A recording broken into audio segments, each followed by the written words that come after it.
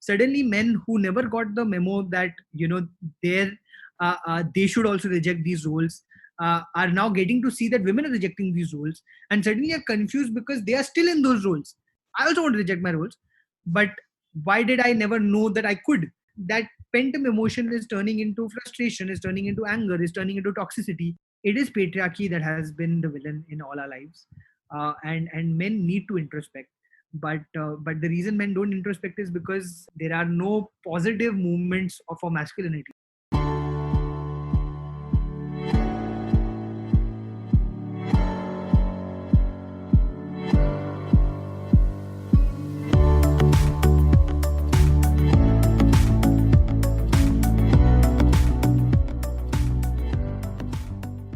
Nikhil Taneja's list of achievements is many. He has been with Hindustan Times, MTV India, Yash Raj Films, and is now the co-founder of Yuva, a purpose-driven youth media, and serves as a member of Global Advisory Board of Goalkeepers of Bill and Melinda Gates Foundation.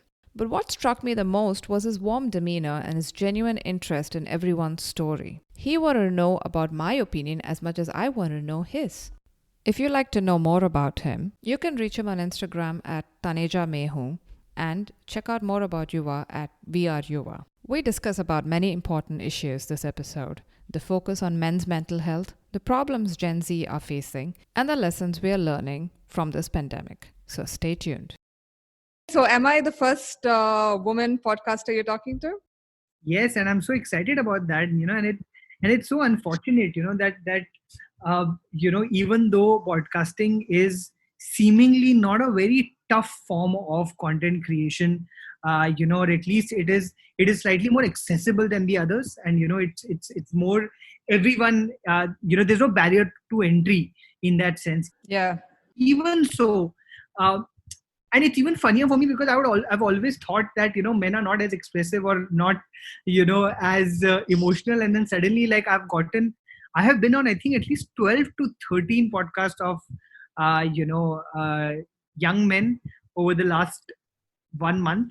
So I finally just put up a story that I said that I would genuinely love to be on podcasts of women or LGBTQ communities or marginalized communities, or even a group of people from marginalized communities, because otherwise, like, my perspective is not improving at all. Because if I'm just talking to a bunch of young men, ultimately, while some of them are of course really sharp and intelligent, because I think young people typically are now, but otherwise it just feels like it just echoes of the same questions and the same conversation over and over. So very happy to be on it. And I hope I can bring a different perspective to you through this. Oh, I'm pretty sure of it. I'm very excited. Cool. I want to know, what were you like as a kid? That's my first question. That's a question I never get otherwise. So,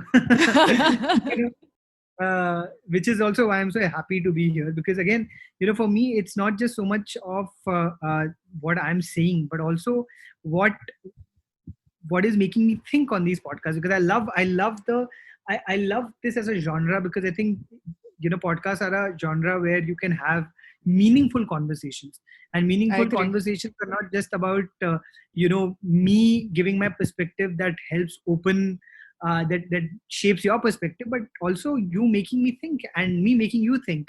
And so, yeah, thank you. I think what a lovely question. What was I like as a kid? Tough question also. I was naughty in the beginning, and as I started growing slightly older, I started becoming slightly more responsible because I had a younger brother, and very soon I started figuring for some reason that I need to look out for him, because he was my younger brother, and so my naughtiness, continued till a point at which I felt that I need to be a father figure for my brother, who's literally only 3 years younger to me. So even when I was 11, I was picking up fights. I kid you not. I was picking up fights with kids, who would trouble my 8-year-old brother because I was like, this is who I am, this is my identity. Um, Otherwise, I was obsessed with Bollywood. I was obsessed with movies. I was obsessed with music. Bollywood music. I was obsessed with. I was decent at. I mean, I was pretty good at studies in the beginning, and then I started losing interest in studies as I started growing older because, I just didn't see the point. It was initially very thrilling for me to get good marks and be on like, get certificates and get trophies. But then I started discovering extracurricular activities, and I realized that that's far more interesting to me than sitting in classes and learning. I wouldn't even say learning, right? You're rote learning textbooks, which just became like awkward for me after a point of time. But I think that's how I was. You should ask this question to my parents. My mom would have a very different answer, maybe. I don't know. I know parents always will have a different viewpoint. Yeah. But you were a kid who sent articles about global policy to a newspaper. So obviously you were reading and, learning things far beyond your age. I don't think it was so much of the fact that I was learning a lot. It was more of the fact that I wanted to always express myself. And I don't know why. I still don't know why I had this inclination of wanting to share what I was feeling, or even not what I was feeling. I would say my opinions with the world. Uh, and in fact, it's a funny story, and I think this is the first time I want to say this, but a lot of it also, I don't know. I mean, this is turning out to be something more about my brother than it is about me. But my brother was like my younger brother was really talented at. He's still very talented at drawing and painting and art. So he does this thing called Bollywood South Park, which is like this amazing thing. You should check it out on Instagram. Oh, yeah, where he creates Bollywood South Park characters. But when he was younger, he used to absolutely adore. He could look at TV shows, and he would see Tom and Jerry, and he could draw Tom and Jerry at like the age of 7 and 8, and it would just look genuinely like Tom and Jerry, and I would just be like, wait, wow, like how did he do that? Yeah, right? That's amazing. Correct. We used to have a magazine called Young Times, which was a part of the Khaleej Times group in the Middle East. I grew up in Bahrain, and this magazine was for contributions of young people. They used to have this column called, they used to have this art column where they would invite paintings from young kids. So my brother, one day, I think my parents encouraged my brother and they said, send your painting. And they published it, which was really a great day. My brother, they're like, oh, cool, this happened, right? And then I was like, well, if he can get his, painting published, so can I. So I also made a painting and I sent it. Okay. And my painting was terrible. So of course they didn't publish it. And but I was just pretty annoyed about this because I was like, well, my younger brother's getting it published. Why am I not getting it published? So I sent it 3 to 4 times and it never got published. The same painting or different paintings? Like different paintings. I was like, okay, I'm so terrible at painting. I would actually I would actually just literally try to copy something somewhere. I was very bad at it. And I know why, in hindsight, I know why they didn't publish it. But one day I got so annoyed with the magazine because I was like, what is this? Why is they not publishing my painting? That they used to have a letter to the editor column. So I sent a letter to them saying that, this is you're not doing fair by young people, so even if you feel that my painting is not great, art should not be about, I don't even know what all I said, right? I just said that it's not fair that you're not you're not publishing my painting. And then they published a letter. And then I was like, wait, so my art is not getting published, but my writing is interesting. And then I was like, maybe I should just write more. And then I started sending them more letters, more opinions, and they started publishing it. So then I was like, okay, now I can perhaps send opinions to, bigger newspapers and magazines. And that's where I started sending, to Gulf Daily News. And it was, when I say global policy, it was mostly related to India and Indian economy or I don't know. I just felt like I need to put my thoughts out there, because also this was like, I had a new email ID. This was genuinely, honestly, one of the biggest thrills of it was that I was growing up at a time where the internet had just happened to us. Yeah. Okay, like literally, like everybody was making the first email ID and whatnot. So then when you had an email ID, you need to send emails to someone. Yeah. And like the only emails available were those of newspapers and magazines, because not everybody had an email ID. So then I would be like, "ठीक है, भेजते हैं emails and let's see what happens." And then they'd get published, and I'd just be like, "Wait, what is happening?" So it was more it was very like innocent in that sense. There wasn't any thought of like, oh, I'm very smart and I need to uh, put out my intelligence. It was more just like exploration. Okay. You had mentioned that you were also bullied as a kid. How did you take that? How did you, I mean, what was that like? Uh, it was very feared because I have a very strong defense mechanism. So I've grown up like I've been overweight, for a uh, for a very long time now. And so I was very used to like now what we call body shaming, where Yeah. earlier it was just funny jokes that people would make on your weight. Yeah. And so I was very used to being called like names and labels and whatnot. And I always used to have this defense mechanism where I would joke about my body before anybody else could. So I was obsessed with Okay. Friends. I was obsessed with Chandler Bing, and I used to love his sarcasm. So I was like, this is me. I'm going to be sarcastic, and I'm going to take my own case before anybody else can take it, right?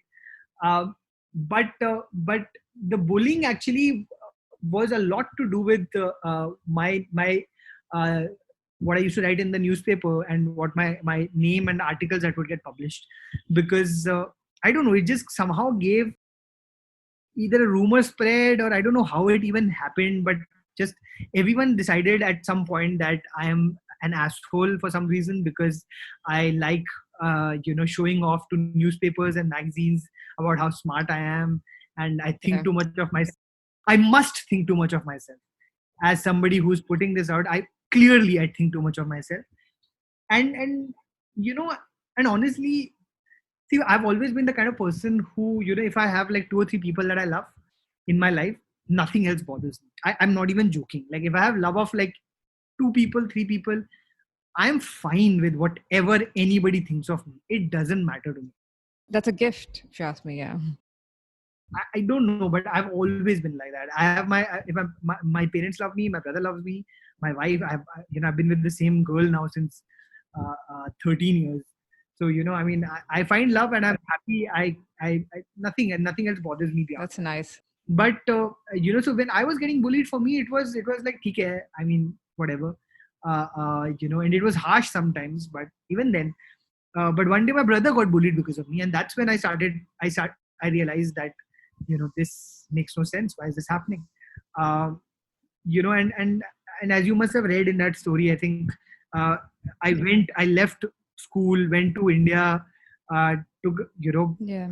and then kind of realized and recognized that I can't run away from my problems. And even though I was a 15-year-old, I think at that time, or 16 or something, I was just like, this is not fair. I don't want to uh, and again, the reason was not even so much about the fact that I wanted to not be a coward, but because I was just like, do I really want to be away from my family? Because do I want to be away from the people who love me because somebody who dislikes me?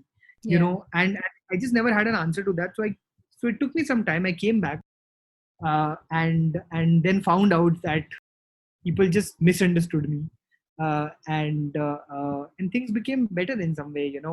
uh, I kept on the down low, and Okay.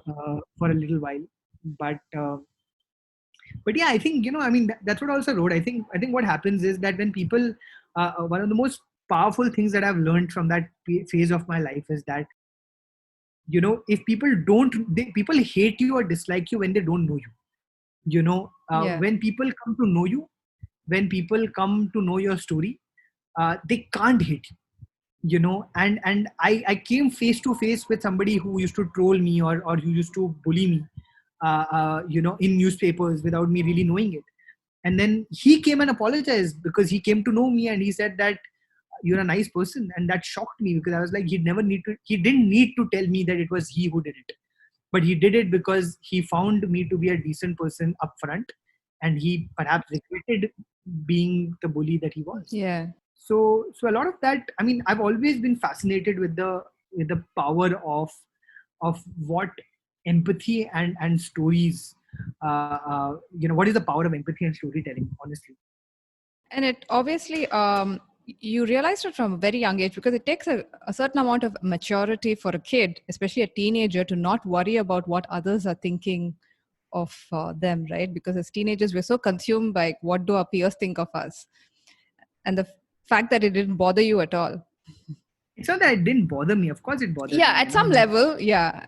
Of course, it was like I remember calling myself. I remember uh, uh, I remember like putting up statuses saying, I don't even remember, like some really cheesy messages about if they hate you because they don't know you, some shit like that. I don't even know. I remember I used to have MSN Messenger at that time, Yeah. and you used to put up status messages. So I used to put these status messages, which was my defense to the world. So Harry Potter had come out at that time, I remember. So Okay. so in many ways, I started reading Harry Potter, and I used to be like, maybe I'm Harry Potter. Everyone hates Harry Potter, So I was finding solace in books and finding myself to be some hero, but I don't know. I mean, again, I'm very fortunate to have had love at home, from my mother at least. My father was, to be honest, quite absent. He was like most fathers are, I think, in Indian society, where they are prioritizing their career. My mother was always around. She was a huge, she just had, there was so much love at my home from her, even though there were also a lot of expectations for that love, and it was a negotiation. But yeah, it gave me power in many ways, to not really to not really to prioritize differently, to prioritize the love versus the hate. Okay. In many ways, it was an anxiety attack that led you to the journey where you are now with Yuva and Gates Foundation and other things that you do. Was that like your wake up call, or was there something always simmering under telling you that something is missing? um this is a difficult question because it has a long answer. um so Mati, I think um, all of us in Indian society grow up with an understanding of um, what our mission statement is, if I may say so. And it's very gendered in that sense, right? I don't know if it was the case for you. I mean, I don't know. I mean, I'd like to, in fact, ask you that as a young girl born in India, were there expectations of marriage on you? No, there wasn't.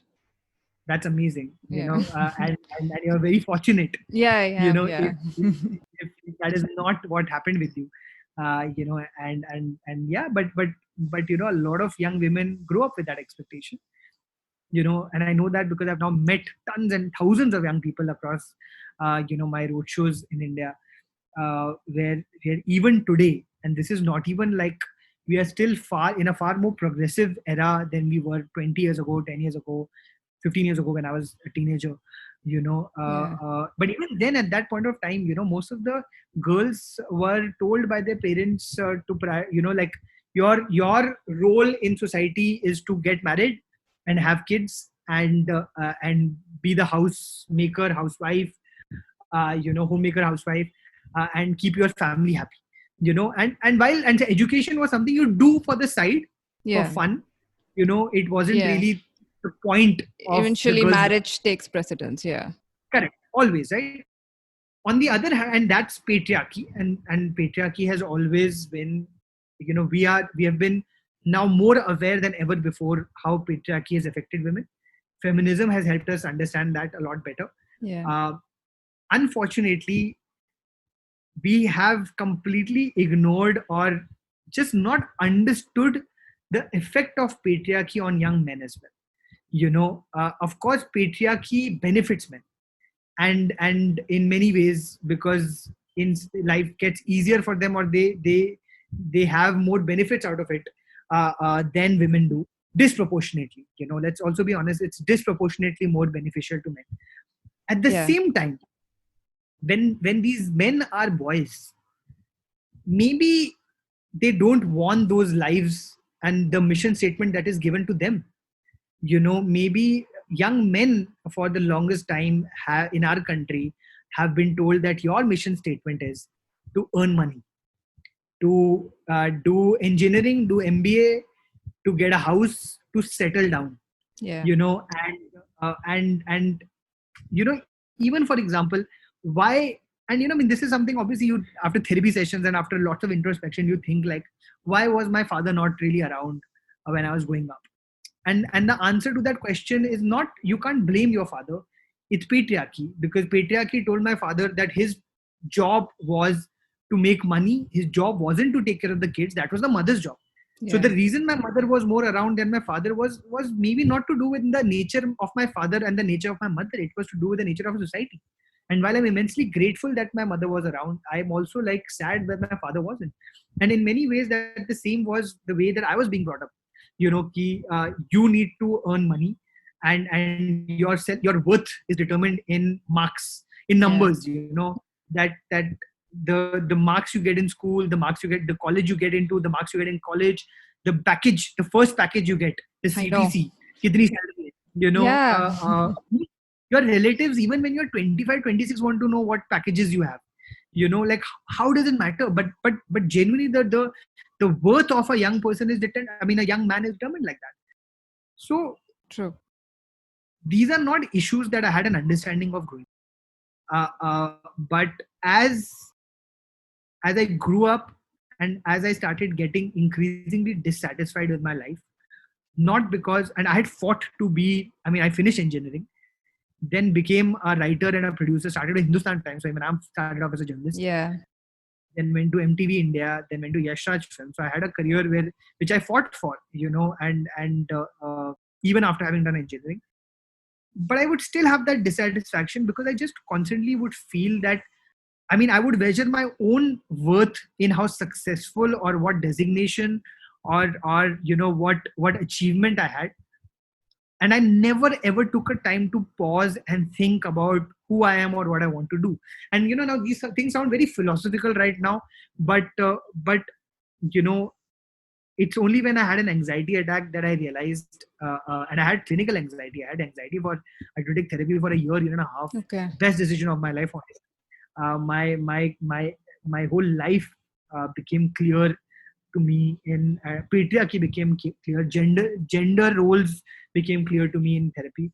Um, but it was only then that I realized that the dissatisfaction that I was, the emptiness that I had that led me to anxiety was a dissatisfaction that I've had with my own life.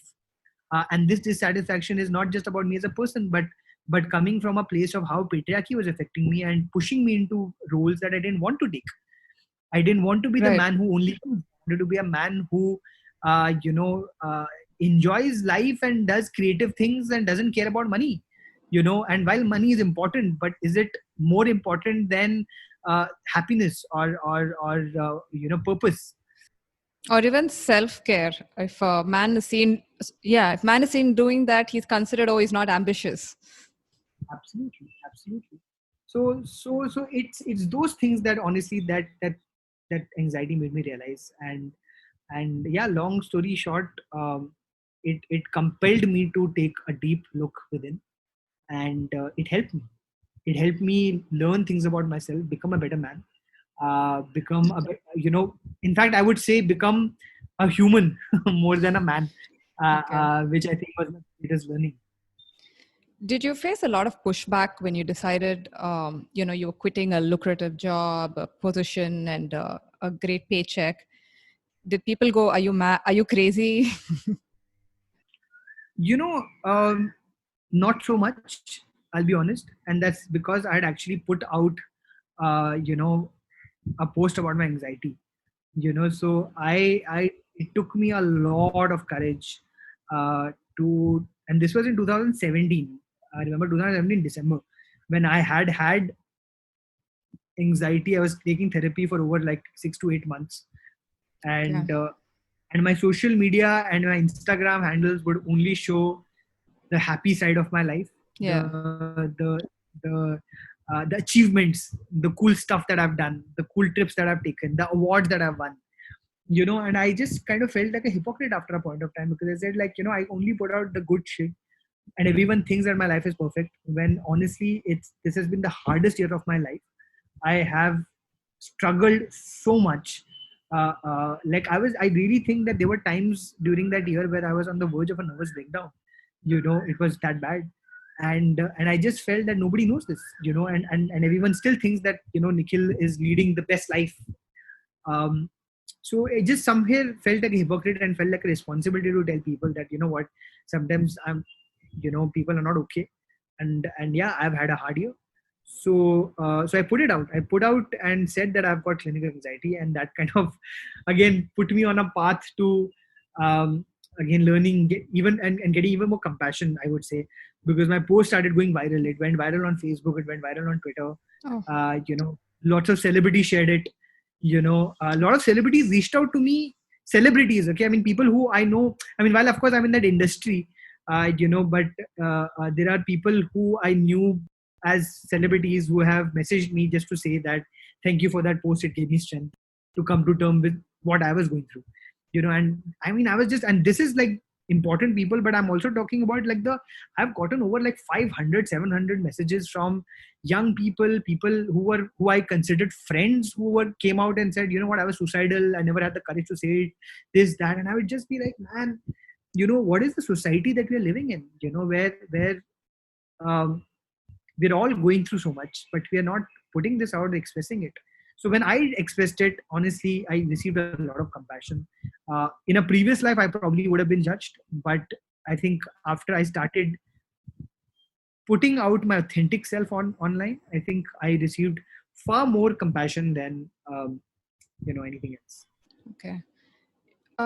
Sadly, with Sushant Singh Rajput's death, there's more focus now with on men's mental health. Yeah. And what do you think? I mean, I know it's mostly patriarchy that stops, men from expressing themselves. But how do you think we can take this momentum forward? I mean, it doesn't stop again and go back to old ways. I would actually love to ask this to you, because I'm very keen on knowing your perspective on this, because I obviously have a perspective on what men feel and why men don't speak, but I would love to understand, is this something that you also feel about the men that you have met or known? Have you seen things changing now of late? A little bit. There have been instances that I've known where men have reached out, and then some, of course, are I am the rock. I have to be seen, as strong and holding the family together. But I also see I'm a mom of two boys, so I also see sometimes not from family but from other people. In fact, my second kid was crying one time. We were boarding the plane and he was having a tantrum. He must have been like 3 years old, and this complete stranger who was standing in line behind us was like saying, why you're crying? Boys don't cry, only girls cry. I mean, if it would have been like maybe much older person, like someone who was like a 70-year-old, 80-year-old, I would have understood that mindset. But this came from someone who was in their 30s. And I just turned back and I politely told him, we don't tell that to my children. That's not how we raise them. So, but I still do see it, sadly. Yeah.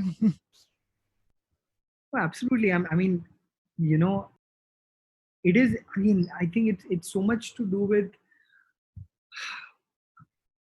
men have always, for some reason, felt the need to be burdened by masculinity and being burdened by the pressures of running the family, even though that's not what they have to do right now in today's times, right? Like, I'll tell you, what's and again, this is also, I don't know, this is a vicious circle and a vicious cycle that I see, Mati. I think and where fortunately women have had feminism, which has given them the which has given them the platform to express themselves, to the platform to be empowered, to find tribes of women who are like each other, and who take strength Yeah. from each other. It's created a more equitable, positive world, and we still have a long way to go, and yet it has really enormously helped, right? So women are not uncomfortable with expression at this point. Yeah. And so where women, as I was saying earlier, there was a point where women were being brought up, to think that marriage was their priority, but feminism changed this thought, and now women don't think like that, and that's amazing. On the other hand, men haven't gotten this memo, Yeah. where like no movement, no, nothing has told men that listen, women are getting empowered to reject their gender roles. You should also reject your gender roles. Now, ideally, that should be something that feminism was. I mean, in its essence, feminism also does that. Except that men don't see feminism as a men haven't co-opted feminism at all, which is just sad. Feminism has always been seen as an enemy now. Yeah. For And men think they should be threatened by it. Yeah, men are threatened by it, which is just weird, but for whatever reason, and what that has done is it's created a cycle where suddenly men who never got the memo that their they should also reject these roles, are now getting to see that women are rejecting these roles, and suddenly are confused because they are still in those roles, and they expect women also to follow those roles, but they're like, wait, I also want to reject my roles, but why did I never know that I could? And then they started feeling that so and that pent up emotion is turning into frustration, is turning into anger, is turning into toxicity, is turning into, like, all the shit that you see on the internet, Yeah. so in many ways I feel, it is patriarchy that has been the villain in all our lives, and men need to introspect.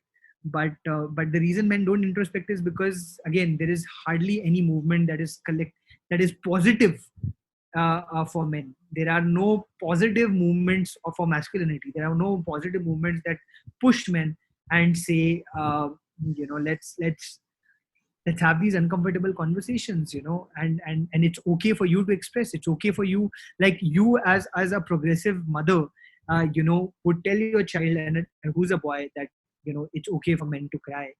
But I have never been told that, and most men are never told that. Most men are always ridiculed for being emotional.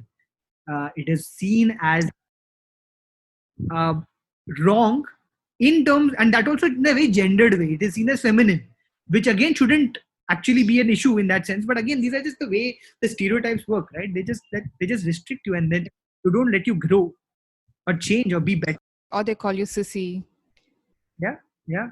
Or even worse, they you're called gay, which is again another stereotype. And again, I mean, the levels on this are just horrible. Okay. You're I'm sure your days are packed. You just told me you had an interview earlier, and after this you have another interview. Can you relate how you manage stress? What do you do? And do you still get anxiety attacks, or not attacks, but like on days where you're like feeling anxious or down? What do you think is the best way to deal or manage it as a man? Um, so I am still very much getting used to this. It's very difficult to unlearn 30 years. I'm 33 right now, Okay. and I went into therapy at 30. And till then I had this version of life, where I never questioned things, or what my role in society was. And then suddenly I went to therapy and everything changed for me. The last 2 years I'm making a concerted effort to be better, or to myself, to be kinder, even not just overall and be empathetic overall, but also to myself, which I think that I've just never done, in the past. But it's not easy. It's a lot of hard work. Like, I kid you not, when there are days on weekends when I am free and I start getting anxious because I'm like, why do I not have work? I want to make use of this time. I just can't deal with free time. I'm just and so I'm like, okay, I should watch something, or I should listen to something, or I should make a mental note, like I should make a list of all the things that are pending, or should I find something Right. productive. I can't just let that time be. I can't just while away time. It's a huge problem for me. Um, do I get anxiety? Yes, absolutely. I think that anxiety and depression and mental health, they are not just, I think it's a spectrum, and everyone at their point in their lives goes through it. Yeah. In certain in different ways. The intensity of the issues may be bigger and smaller. Where earlier I had clinical anxiety, I don't have that now. I don't take therapy now, but I do get anxious. There are when the lockdown happened for a month, I was in a really terrible place because I was like, wait, anxiety happens when something when uncertainty happens, and you're overwhelmed with uncertainty. You want to control things and anxiety. That when you can't control things, you get anxious, and then Yeah. suddenly you're thrown into this a world that is uncertain, and you're just like, your mind is like, wait, how do I deal with this? So the first 3 weeks after lockdown and was a blur for me. Like I don't even remember. I slept, got up, just like time just went by. But I have now learned to manage my anxiety. I've learned to understand that I'm anxious, and then try to find different ways of dealing with it.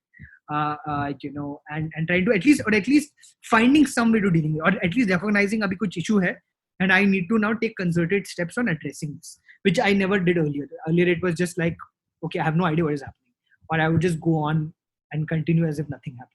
But now I take corrective measures, and that's the place I am at right now. Okay, that's great.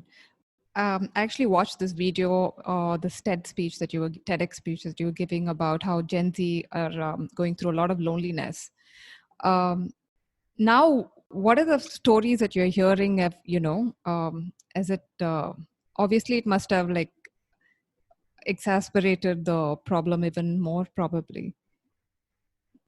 You're talking about the pandemic and what people are. Yeah, with the lockdown and everyone stuck at home. So it's interesting because in so there is we also can kind of realize that there is no one version of a young person in today's world. There are just many different kinds of young people, and where the internet connects them, it's their offline lives that disconnect them.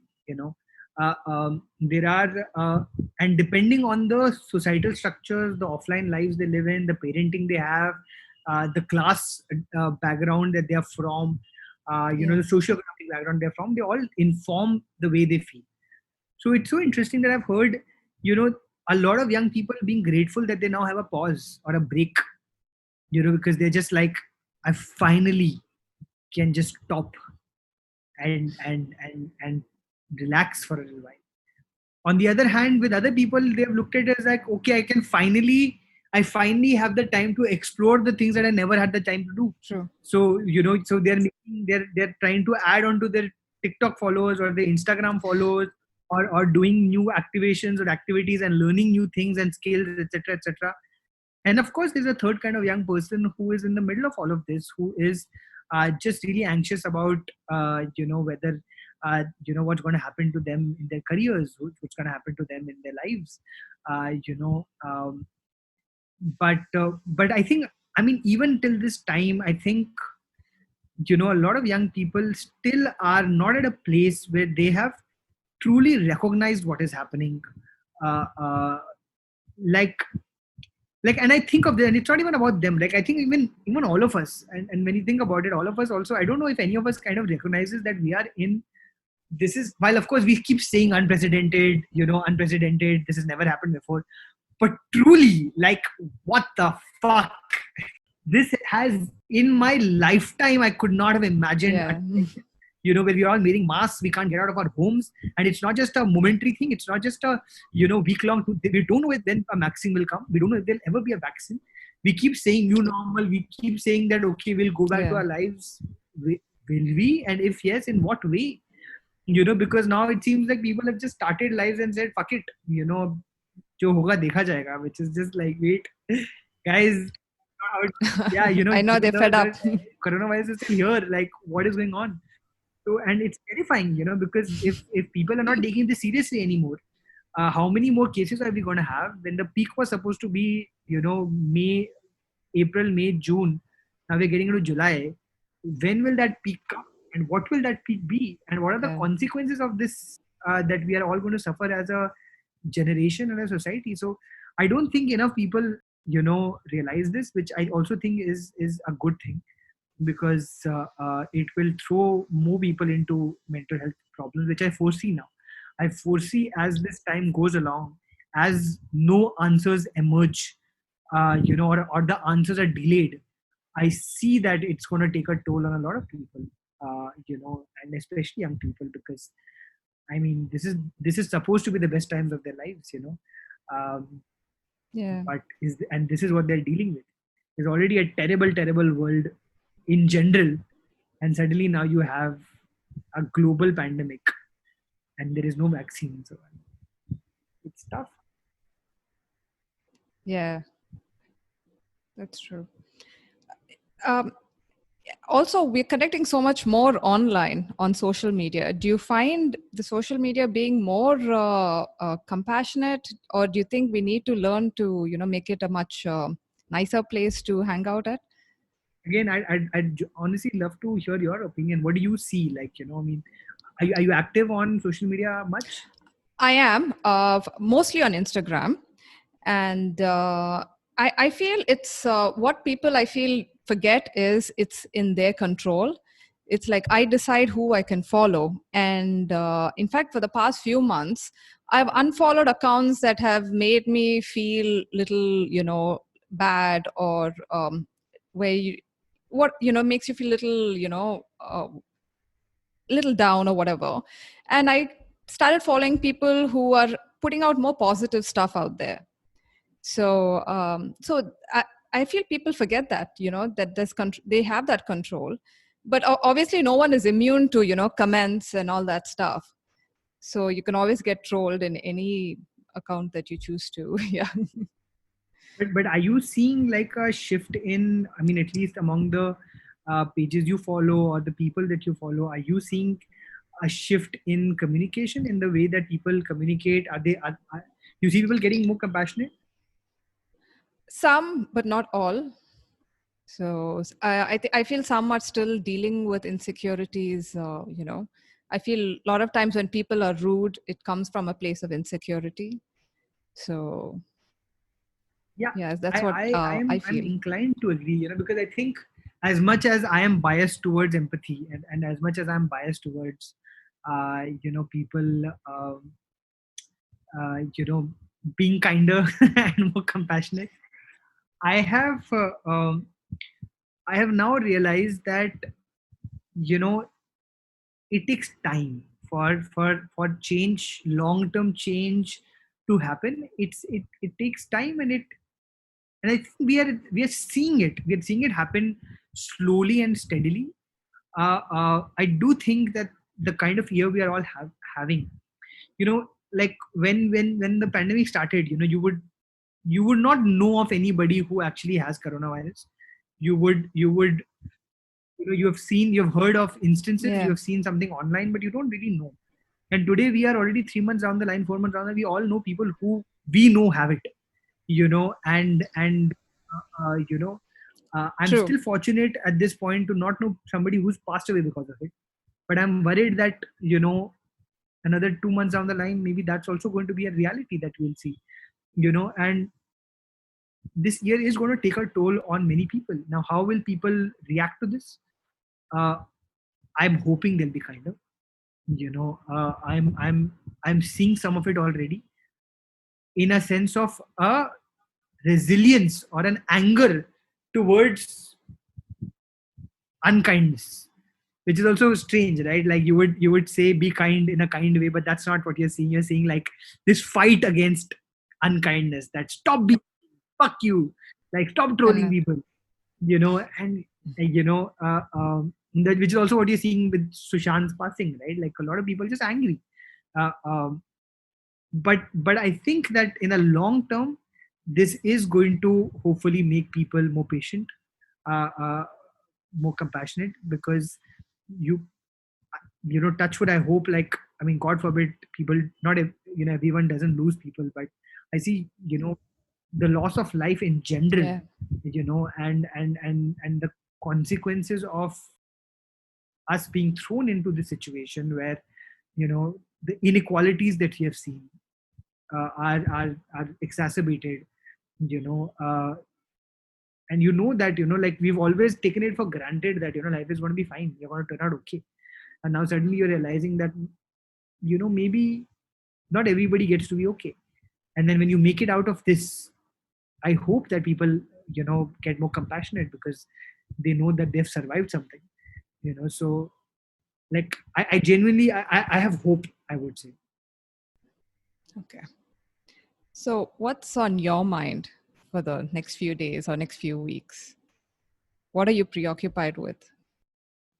I am trying very hard not to be occupied with anything. I'm trying to give my mind a break. You know, I also think what's happened, Mati. I don't know if it's happening with you, but I find my in the lack of human interaction. I mean, of course, I live with my wife, so again, I'm very fortunate that I have a partner. And I get to spend time with her, and I have human interaction every day.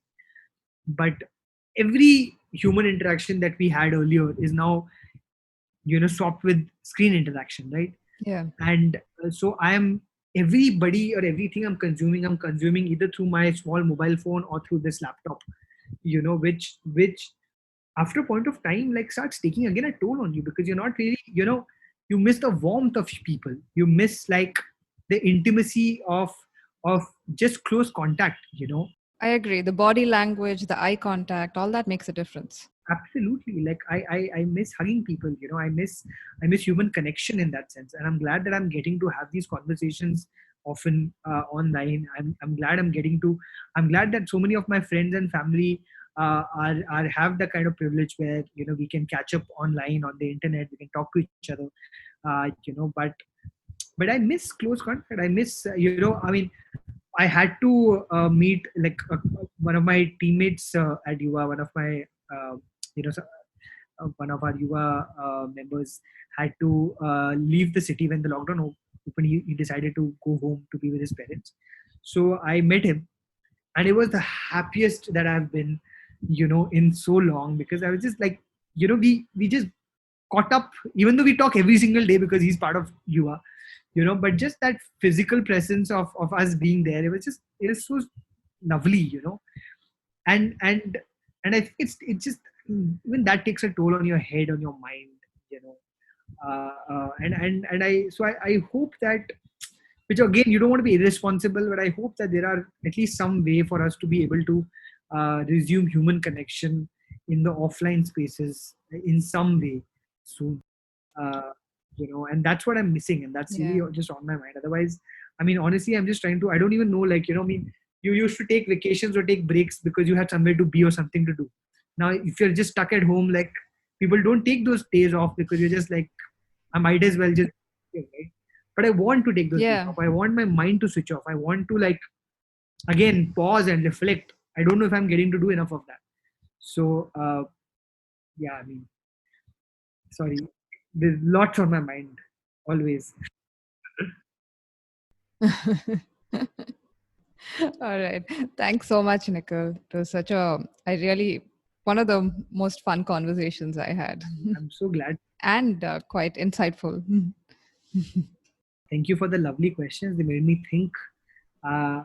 Didn't have, but Thanks so when I much. don't get, I'm always more excited and happy and feel more energetic when I'm talking to someone who's making me think. So thank you for the lovely questions, and for reading up on me before and coming from a place of understanding versus uh, you know just generic questions. Yeah, really enjoyed this. Thank you, Mati, and best of luck. And thank you for taking the time to talk to me, just, to converse. I'm glad I could do it. Honestly, really glad. And the questions are already like I obviously don't want to put the pressure of the fact that there are not too many podcasts of women. That shouldn't be your onus. But I'm glad because I know that it brings. I mean, there are always different perspectives. The way you would approach a question is so different from the way that a young man or a man would approach that question. And that's what I enjoy. I want to enjoy Yeah. conversations about different things versus the same thing over and over again.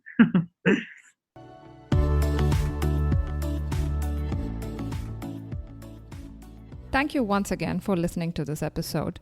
You can reach Nikhil Taneja at Taneja Mehu on Instagram and check out Maharani Talks on Instagram at Maharani Talks. See you soon.